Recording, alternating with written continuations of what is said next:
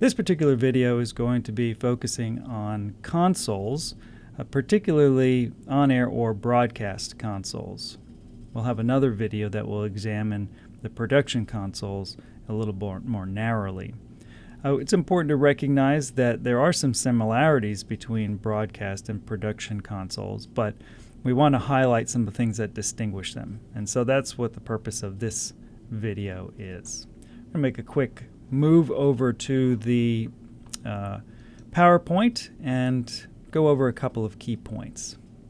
First up, it's important to recognize that there are similarities in the structures for these kinds of consoles, production and on-air.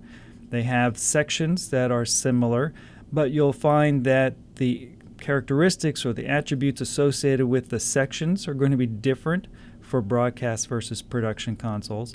And the main differences rely on understanding how they're used in different ways. And so we're going to just dig in here and just look at the on-air consoles first.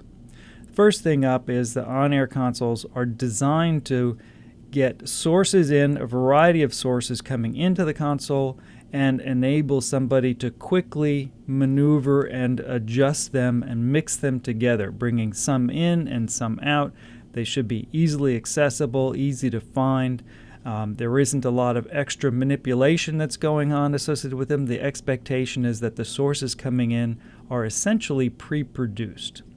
And so that's one of the reasons why we often will look at a broadcast console and see that it has a relatively simple design. There aren't a lot of bells and whistles associated with them. They are very targeted toward this goal of just taking a signal in and being able to direct it into a variety of outputs. And so there are three sections: input, output, and monitor. And this is something that's similar to production consoles. They also have input, output, and monitoring sections. But again, you'll notice differences in the different kinds of controls that we might have in each of those.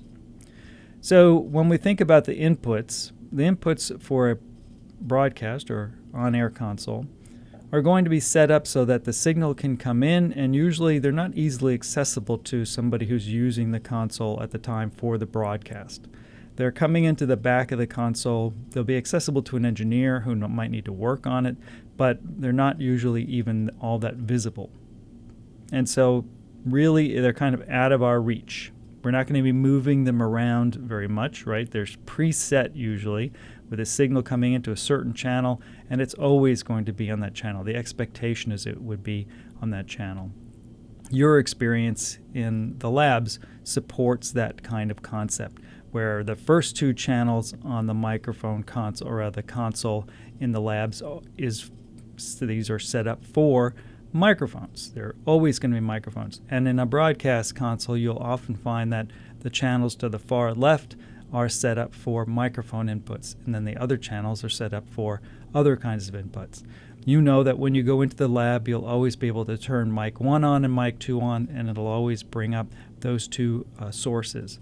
You'll always be able to go to the last channel on the right and click the button, and you'll always be getting the computer.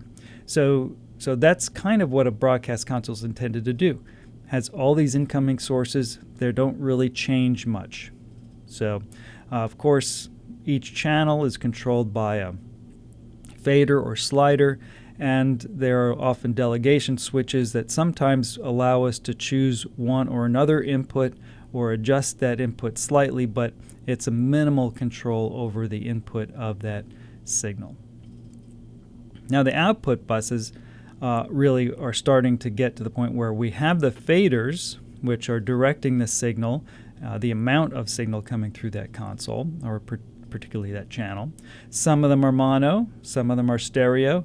Often there is a master fader. We don't have that on our Air 1 console that you've been using, but there is in some designs a master control that will take all of the signal and either raise it and lower it for the entire mix. We don't have that, but it is a feature that you might find on a broadcast console. And when you think about the monitoring section, that's for listening back or monitoring the recording. So we have a few things that are set up to control particularly loudness and selection of what it is we want to listen back to. So one of the things that you've been looking at is that we can adjust the cue. We press the cue button, which allows us to preview a particular signal coming through a channel.